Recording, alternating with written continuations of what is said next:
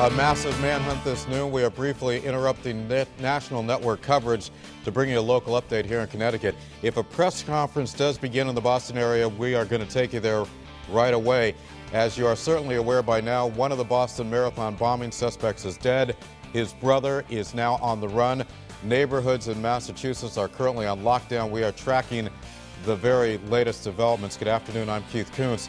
Here in Connecticut, we can tell you that the state police currently on high alert. Troopers have been deployed to all of the state borders. Amtrak service is suspended indefinitely around the Boston area. There has been a good bit of activity around train stations in our state all morning long. For more on that, let's go live now to News 8's Ken Pierce, who joins us live from East Norwalk. Ken.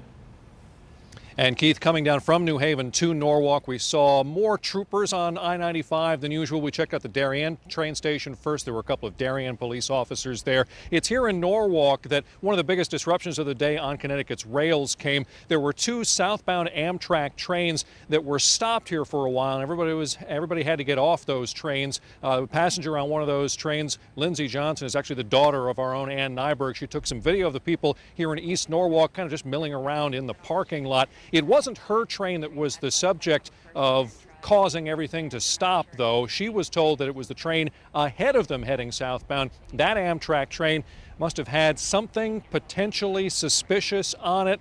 They looked, they didn't find anything. Everybody was allowed back on that train. Everybody was allowed back on Lindsay's train, and everything's been going southbound just fine for the past couple of hours. The biggest problem for the most people in New England is getting around due to the complete shutdown of mass transit in the Boston area. When we went to Union Station in New Haven, the big board there has basically every train going to Boston either delayed or canceled. They're not having people use those automated ticket machines because they don't want people to buy a ticket for a train that's not going to come. They're having people go to the window instead and actually speak to somebody. I spoke to a mother and daughter from Hamden who were trying to get to the Boston area to see some family they hadn't seen in a while, and they were basically stuck. We're trying to go to Brookline, Mass. Okay, and how's it going so far? Well, we have to go into Providence instead of going into Brookline.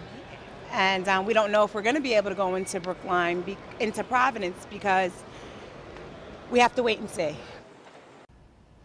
She may be waiting a while, in fact. You can get to Providence. You can get around on Metro North. That is not affected. Shoreline East, not affected. But from Providence to Boston, the latest from Amtrak is that all service is suspended indefinitely. That's where we stand here in East Norwalk. Everything seems to be going fine right now. We have seen both Amtrak and Metro North trains coming and going, but anything between Providence to Boston, you're not going to get there today. We're live at the East Norwalk train station. I'm Kent Pierce, News 8.